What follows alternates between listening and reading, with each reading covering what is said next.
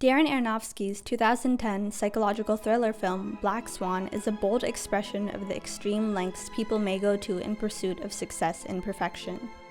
Nina is a dancer at the New York City Ballet Company. Artistic director Thomas announces that the company will open the season with a unique rendition of Swan Lake and that he's looking for someone to lead the ballet, playing both the White Swan and the Black Swan. Nina easily encapsulates the grace, innocence, and flawlessness required to play Odette, the White Swan. If I was only guessing the White Swan should be yours. But I'm not. But she has difficulty capturing the relaxed darkness that comes with the Black Swan, Odile. Not so controlled. Seducers. Regardless, after Thomas forcibly kisses Nina and she bites him, he decides to cast her for the lead part, stating that he saw she had the Black Swan in her at that moment. The film goes on to explore the mental decline of Nina's sanity as she worries about reaching perfection in her role. As if the pressure she puts on herself isn't enough, she also must deal with an obsessive, jealous, and arguably abusive mother, and comparison against Lily. Watch the way she moves.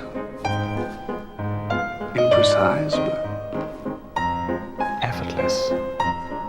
A strong dancer who naturally exhibits the qualities needed of the Black Swan, which Nina cannot. Nina's desire for perfection leads to her ongoing hallucinations and her inability to separate reality from imagination. Her mental torment eventually leads her to give what she considers a perfect performance at the end of the film.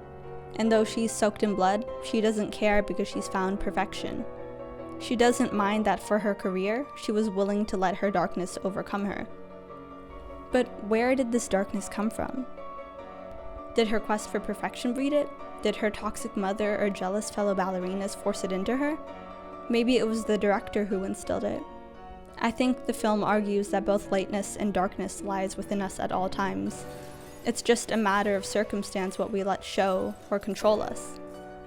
Throughout the film, Nina is haunted by this other version of herself. Dressed in dark colors, moving ominously, and representing the inner darkness Nina must learn to command, she shows up on the subway, in the train station, in the dance studio. Nina briefly acknowledges this twin of hers, but only with a look of panic before rushing away. Aronofsky uses mirrors as a visual motif throughout the film. In just about every scene where Nina looks into one, she's discontented or made uneasy. Whether it's her overanalyzing herself or fearing the unfamiliar face that looks back at her. Mirrors are used to reflect her dual nature that she hasn't yet come to accept. She's been trained her entire life to purely encapsulate clean perfection and hasn't yet had the chance to embrace the side every human has of incautious and bold devilishness. There isn't any innate issue with holding inner darkness if it's controlled, but desperation is a monster which will unshackle every beast to get its way. Nina's whole life was valued by her success in ballet, so when her chance to shine was threatened, her darkness got the better of her and made her violent. Between the first and second act of Swan Lake's opening night, Nina returns to her dressing room to see who she thinks is Lily, about to take her spot as Odile. How about I dance the Black Swan for you? During their violent fight, Lily transforms into Nina's other version and the real Nina kills her before she shifts back into the image of Lily. After this climactic moment, Nina fully embraces the Odile inside of her. She's unrecognizable in the confident, shameless, and alluring way she moves. Nina gives a performance of a lifetime. In the intermission before the third act, Nina discovers that she hadn't killed Lily. She'd actually stabbed her own body. The smashed mirror emblematizes the broken barrier between Nina's internal lightness and darkness. The fencing has been torn, giving her full access to a side of herself that she'd shunned for so long. Darkness and lightness. Odette and Odile. The black and white represent two halves of a whole. Opposites, but also soulmates. Where one is control, the other is freedom. Where one is carefulness, the other is recklessness.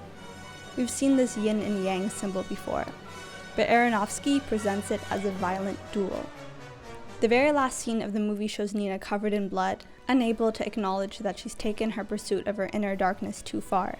Nina is focused on merely one thing: achieving perfection. But what use is perfection if you haven't found internal balance? The duality of human nature explains that there's good and bad within all of us. They can be tapped into and they can be used to inspire, but extreme actions offset a needed balance. It is the decisions we make which define us, and will act as scribes to the health and wellness of our future.